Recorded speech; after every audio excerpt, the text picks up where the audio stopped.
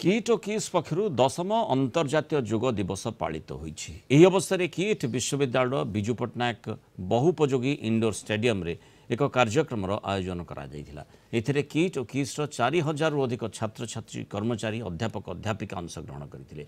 कार्यक्रम में किट और किस प्रतिष्ठाता डॉक्टर अच्युत सामंत जोग देई कहिथिले भारतीय संस्कृति रे काहीं केउ कालरू योगाभ्यास रही आसीछि।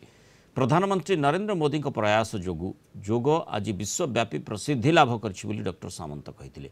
चलित वर्षर विषयवस्तु निजपाई और समाजपाई योग विषयवस्तु पर आलोकपात करी डॉक्टर सामंत योगाभ्यास निमंते व्यापक दृष्टिकोण पोषण करने सह समाज में यार आखिदृशिया प्रभाव पर गुरुत्वारोप करथिले। चलित वर्षर विषयवस्तु समस्त को सेमानकर दैनंदिन जीवन में योगाभ्यास करने को प्रोत्साहित करिबो एवं यह सेमानकु सुस्थ रखिबा सह समाज प्रति सेमानकर सकारात्मक योगदान रही पारिबो बोली डॉक्टर सामंत कहिथिले।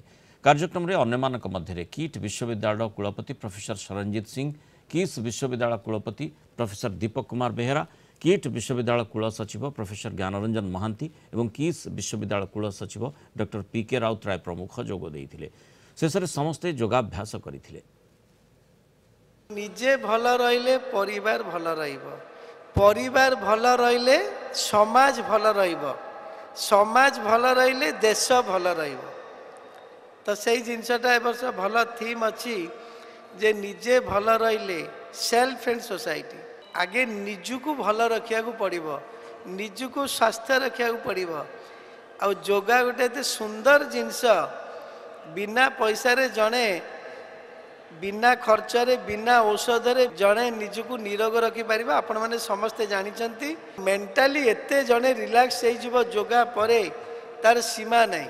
माने गोटाए जिनस फिजिकल मेंटल सबु जिनस को सुरक्षित रखिबा। जदि जनकर फिजिकल मेंटल सुरक्षित रहउची ऑटोमेटिकली तार सबु जिनस सुरक्षित रहउची। केते सुविधा जिनस